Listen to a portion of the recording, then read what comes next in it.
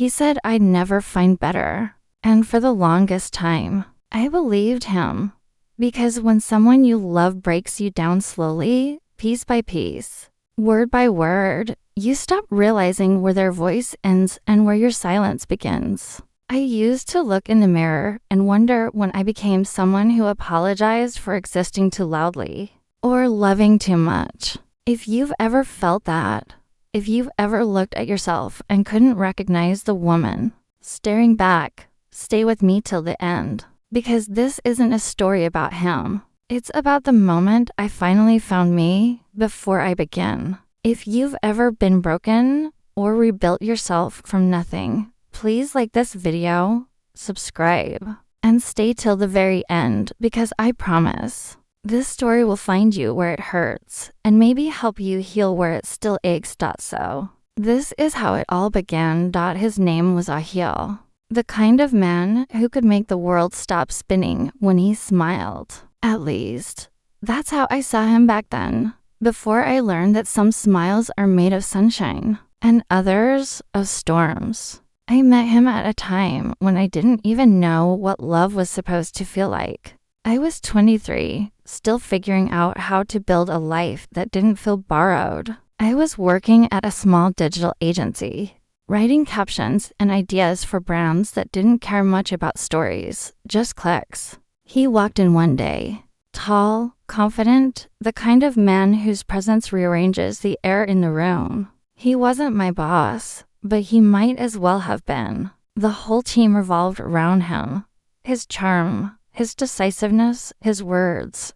And then one day, he revolved around me. It started small. A compliment on a project I'd done. A look that lasted too long. "You're different," whispered between casual conversations. And I, naive and hopeful, mistook attention for affection and manipulation for meaning. He made me feel chosen, like out of all the noise in the world. He'd heard my silence and decided it was beautiful. I didn't know that men like him fall in love with potential, not people. The first time he told me he loved me, it was raining. We were standing under a broken shelter, half-soaked, laughing like the world had paused just for us. He held my face, looked into my eyes, and said, "Don't ever leave me, okay?" I smiled. Why would I? He pulled me closer and whispered, "Because you'll never find someone who loves you like I do." Back then, I thought it was romantic. Now I know it was a warning. You see, when you're in love, you ignore the small things, the sharp tone that sounds like care, the possessiveness that looks like protection, the criticism that hides behind "I just want the best for you." That's how it began. Slowly, like rain seeping through cracks you didn't know your walls had. He started telling me what to wear, how to speak, who to avoid. He didn't like my friends. He said they were jealous of us. So I stopped meeting them. He said my dreams were too big for a woman. So I made them smaller until they could fit inside the box of his comfort. And when he started comparing me to others, to exes, to coworkers, to strangers, I learned to compete for affection I already deserved. That's the thing about slow destruction. You don't notice when it becomes familiar. One night, I remember standing in front of the mirror after he left my apartment. I just apologized to him for something he did wrong. I could still feel the heat of his anger in the room, lingering like smoke. My reflection looked exhausted, red eyes, trembling lips, that forced smile that said, "Maybe tomorrow he'll be better." But tomorrow never changed him. It changed me. I became quiet, careful, small. I used to be full of laughter. I used to dance in my kitchen and sing off key. I used to dream about writing a book. But with him, I learned to dream about peace instead. Sometimes he'd pull me close after a fight and whisper, "I'm all you've got. No one else would put up with you." And I believed him, because when love becomes a cage, you start mistaking the bars for safety. There was one evening that changed everything. The night I realized how far I'd fallen. We were at his friend's party, surrounded by people who adored him. I stood there, invisible beside him, clutching my drink and pretending not to notice how he flirted with another woman. When I finally gathered the courage to confront him later, he laughed, a cold, dismissive laugh that still echoes somewhere inside me. He said, "You should be grateful, you know. No one else would love you like this." Then he left, and I remember standing there, in that crowded room, my heart collapsing quietly inside my chest. That was the first time I didn't cry. Instead, I went home, took off my makeup, sat on the bathroom floor, and stared at my reflection. My eyes were hollow, but for the first time, I saw the truth. I wasn't losing him. I'd already lost myself. The next morning, I didn't answer his calls. He came to my place, angry, demanding to know why I was overreacting. And for the first time in months, I spoke without fear. I told him I was done. He smirked. "Done?" He repeated. "You'll come back. You always do. You can't survive without me." And maybe that used to be true. But that day, something in me shifted. Quietly, powerfully. I didn't scream. I didn't cry. I just said, "Watch me." He laughed as he walked away. And I let him. The days that followed were heavy. I won't pretend they weren't. Loneliness has a way of creeping into your bones, whispering his words back to you. There were mornings I woke up reaching for my phone, waiting for his messages that never came. Nights I scrolled through old photos, replaying moments that once felt like love. But somewhere between those sleepless nights and tear-stained mornings, I started to breathe again. I began to remember the girl I used to be before him. The one who wrote poems in her notebook, who laughed too loudly, who believed she could be anything. I joined a writing group. I started running every morning, just to feel something other than regret. I reconnected with my old friends. They didn't say, "We told you so." They just hugged me and said, "Welcome back." Healing wasn't pretty. It was messy, raw, slow. Some days I felt powerful. Other days, I felt like collapsing. But I kept going, because every time his voice echoed in my head, "You'll never find better," I'd whisper back, "Maybe I don't need to." Months passed, and one day, I ran into him again. It was at a cafe near my office. He looked the same, confident, polished, surrounded by people. When he saw me, his expression shifted. Maybe it was surprise. Maybe something else. I was laughing with my coworkers, genuinely, freely. He walked over, smiled, and said, "You look different." I just nodded. "I am." He looked at me for a long moment, then said softly, "I miss you." I smiled, not out of arrogance, not revenge, just peace. And I said, "You should. I was good to you." He didn't know what to say, because for once, I wasn't the broken one. When I left that cafe, the air felt lighter, not because he saw what he'd lost, but because I finally saw what I'd gained myself. That was the day I realized he was right. I never found better. I found me, and that was enough. It's strange, isn't it? How silence can be louder than any heartbreak. After that day at the cafe, when I saw him again, I thought I'd feel something. Anger, longing, maybe even pain. But I didn't. It was like looking at an old photograph, something that used to mean everything, but now just exists still. The nights were the hardest. Healing in daylight feels easy. You can fill your hours with noise, with people, with distraction. But when the world goes quiet, you start hearing the echoes of what you lost, or worse, the parts of yourself you let him take. There were nights when I'd lie awake, replaying old conversations, the ones that ended in apologies I shouldn't have given. And sometimes, I'd still hear his voice in my head, saying those same words, "You'll never find better." I used to hate that line. Now, I understood it. Because better isn't always someone else. Sometimes, it's the woman you become after surviving everything that tried to destroy you. It took me months to learn how to be alone without feeling lonely. I started small, morning walks, solo coffee dates, long drives with no destination. And each day, I met a new version of myself. The girl who used to wait for his texts now waited for sunsets. The woman who once begged for love now created it in every corner of her life, in her work, her words, her own reflection. I remember one morning in particular. It was winter, cold, quiet, soft light spilling through my curtains. I made tea, sat by the window, and opened my journal. For the first time in years, I wrote not about pain, but peace. I wrote about the way my breath steadied when I stopped chasing closure, about how my laughter returned, not because someone gave it back, but because I finally allowed it to exist again. That day, I realized I wasn't healing from him anymore. I was healing for me. But life, it has a way of testing your peace. Because just when you start to feel whole again, that's when the past comes knocking. It was a Saturday evening when I got his message. After almost a year. Hey, can we talk?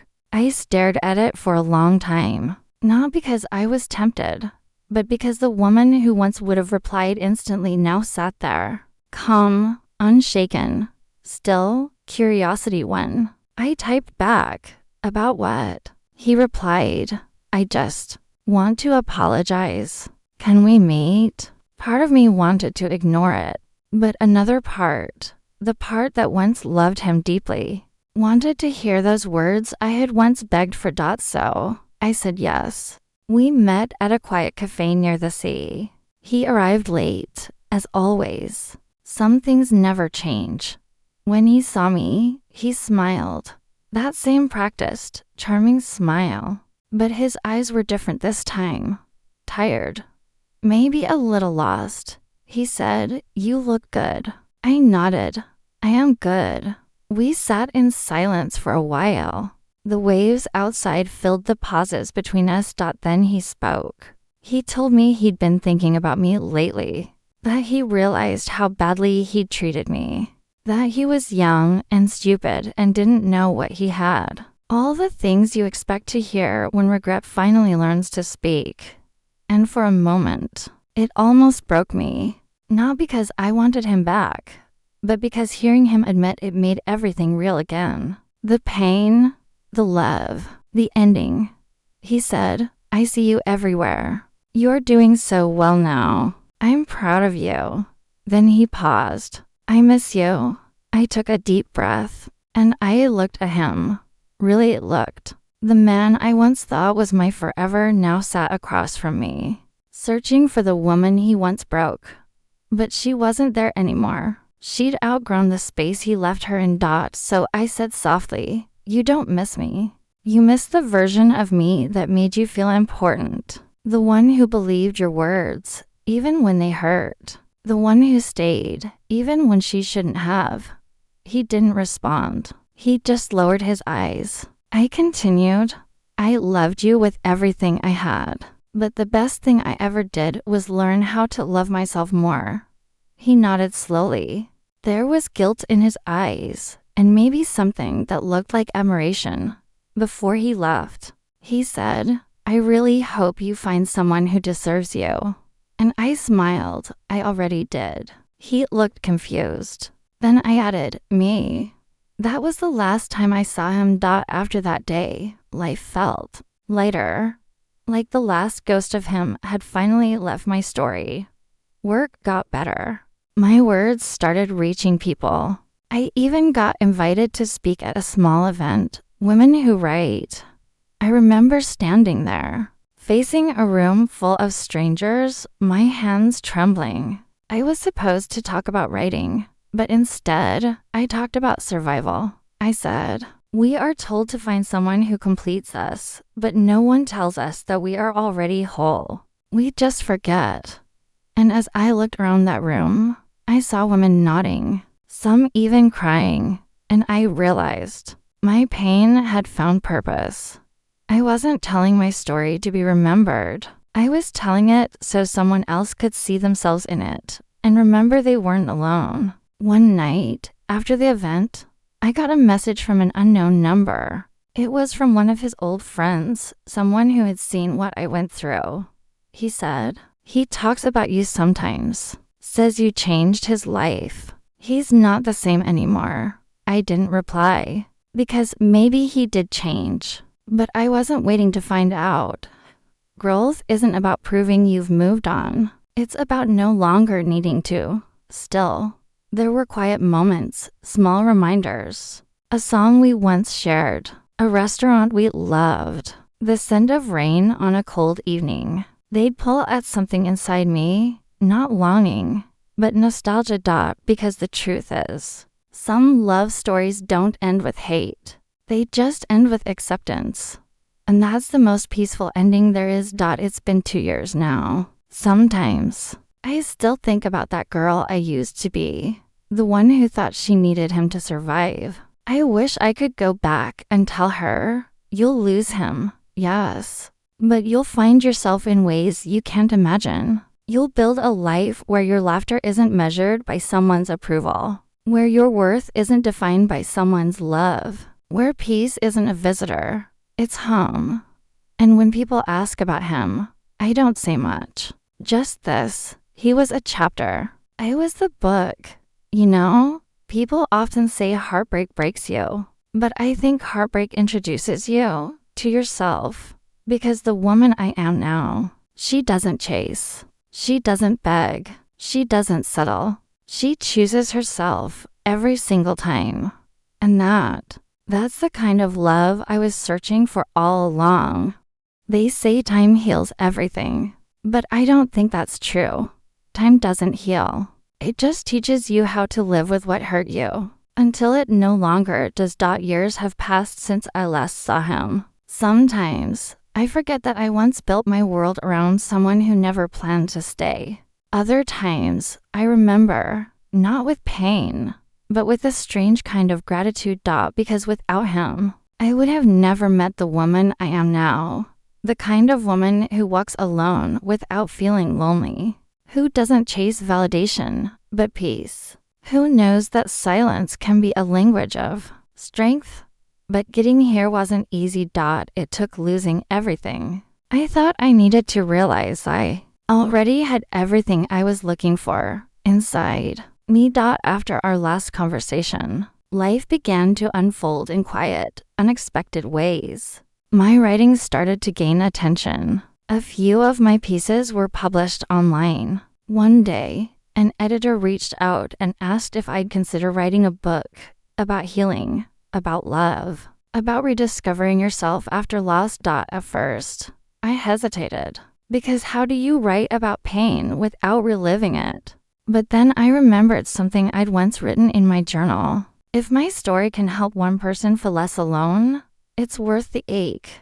So I said yes. And just like that, my healing turned into something that could heal others. I spent months pouring my heart into those pages, the sleepless nights, the quiet mornings, the ache of remembering, the peace of forgiving. Each chapter felt like a conversation with my younger self, telling her, "We made it." When the book was finally released, I didn't expect much. But within weeks, it spread. Messages started pouring in from women across the world.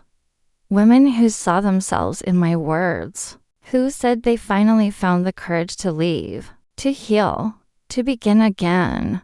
And one morning, as I sat reading those messages, I realized something.